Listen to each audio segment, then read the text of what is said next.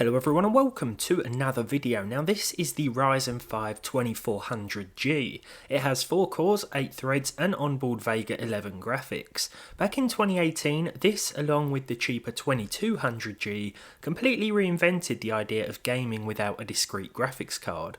Both APUs wiped the floor with 2016's Bristol Ridge A12-9800, which could play games and made use of the new AM4 platform, but on the CPU side of things it sort of sucked.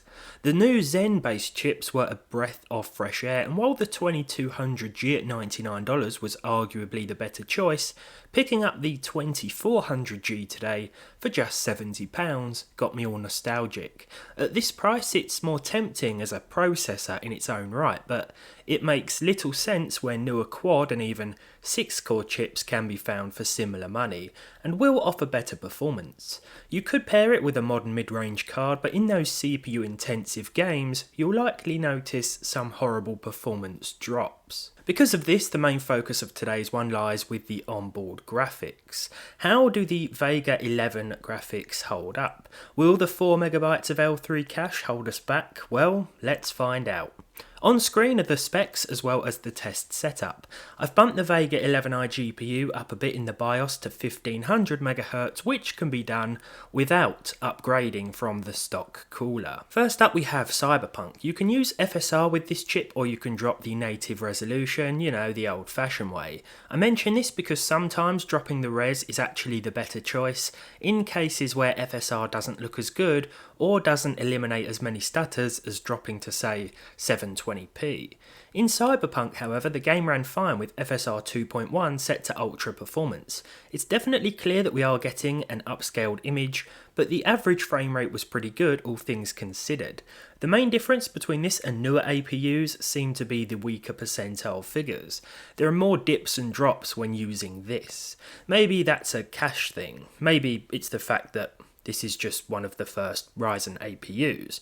Either way, performance here is mostly okay. Elden Ring now at native 720p, I chose the low preset but went with high anti-aliasing to smooth out some of those jagged edges. The average and 1% low was okay, but the 0.1% figure reflected the drops that occurred here and there. This isn't anything out of the ordinary with what I would expect from integrated graphics, especially considering this is a big AAA release. That said, there are plenty of newer options available now, such as the 3400G or 4300G, which are going to offer similar performance and in some cases may even be found for less, so just consider your options as always. The 2400G is however doing okay so far though. Marvel's Spider-Man Remastered performed very similar to Elden Ring actually, though here we had 1080p as the native resolution with AMD FSR 2.1 enabled and set to ultra performance. Every time I test this without a discrete graphics card, I'm always impressed with how well it runs. You could probably squeeze a few more frames from this thing with faster memory too. I'm using my good old 3200MHz DDR4, but faster stuff and perhaps more of it may produce better results. I actually started with a 1600MHz iGPU overclock today, but not only did it make no difference over 1500, but some of the games actually crashed with this setting. So I dropped back down to 1500MHz in the BIOS. I didn't adjust anything else either, just changed the clock speed. CSGO is a bit older but still very popular. That's probably the biggest understatement of the year. There were a few little micro stutters here and there which didn't bode well for the overall performance metrics, but things seemed to smooth out a bit after playing a few games. Most of these drops occurred when I got shot as well, which was many times, so that's worth keeping in mind. The average figure was pretty good though, considering the hardware, and if you cap the game to 60 or 120 FPS, there'd likely be more consistency with the frame rate as well. The Witcher 3 Next Gen update next, and here I used a mixture of settings that don't really make the performance any worse than when running on low, yet they make the game look better. Some little dips and drops here again, which I think is to be expected at this point even at 720. 720p native looked better than some of the lower FSR options, which didn't really offer much more performance wise. The dips here mostly came from venturing into different areas, crossing a bridge caused a little drop, entering a building, all sort of trivial things that didn't make for an unplayable experience overall by any means, but the dips were definitely noticeable. I think the power of the CPU itself can't really be excused either because it is an aging quad core, but overall, again, the performance was alright. Modern Warfare 2, the Modern Warfare 2 surprised me. I went for 720p native yet again, and the on-screen figures were taken from the in-game benchmark test. The game will perform slightly differently depending on which map and game mode you're playing, so the benchmark run provides a nice constant to work with. The result came in at less than 60 overall, but as you can see here, there will be times where the performance goes way beyond that.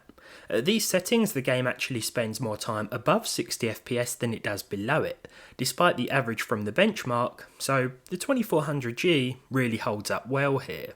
I saw a couple of weird graphical glitches in Red Dead Redemption 2. You might be able to pick up some flickering red windows here in Valentine. I don't know what this is all about, especially because FSR was off. This game does have FSR now, by the way, but a lower native res was best from what I found. There was no need for any further reduction in resolution, such as the scaling from the settings menu, and I was even able to keep TAA set to medium, along with the texture quality set to ultra, which really makes the game look better overall, without completely destroying the performance. While we're on the subject, however, of destroyed performance, our next game is Need for Speed Unbound. The 2400G does struggle. I had to go with 720p, and I even had to enable dynamic resolution scaling, targeting 60 FPS. We still didn't hit 60, but we came sort of close. Visually it is a bit of a mess, but it's clear to see that we are indeed driving a car, so it's not terrible, I suppose. Finally then, we have a quick word on Fortnite because I think the result was quite obvious. It's more than playable with respectable figures, especially at low, with 1080p, 100% scaling and the epic view distance. If all you play is Fortnite and you're thinking about a second-hand 2400G, you definitely won't be disappointed with the performance, that's for sure. Overall, the Ryzen 5 2400G is still okay in 2022. It's hard to say that it's showing its age, especially in a setting where you're not using a discrete graphics card because the integrated graphics are still some of the best around. On the CPU side of things, it's lacking in comparison to newer options, but this pioneering processor is still hanging in there.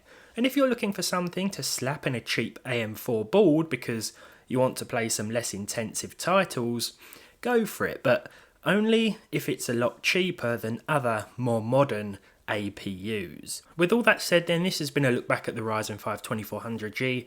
Thank you very much for watching. If you enjoyed this one, leave a like, leave a dislike if you didn't. Have a very Merry Christmas or whatever it is you're celebrating this time of year. Happy holidays and all that. If you haven't subscribed to the channel already, then consider doing so down below, and hopefully I'll see you all again very soon.